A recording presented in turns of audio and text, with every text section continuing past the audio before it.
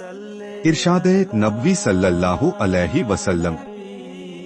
حضرت اسامہ بن زید رضی اللہ عنہ سے روایت ہے کہ رسول اللہ صلی اللہ علیہ وسلم نے ہمیں جوہینہ قبیلے کی ایک شاخ قرقہ کی طرف لڑائی کے لیے بھیجا۔ ہم صبح صبح ان کے پانی کے چشموں پر جا پہنچے۔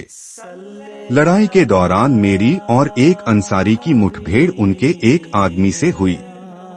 جب ہم نے اسے قابو میں کر لیا تو اس نے لا الہ الا اللہ پڑھ لیا۔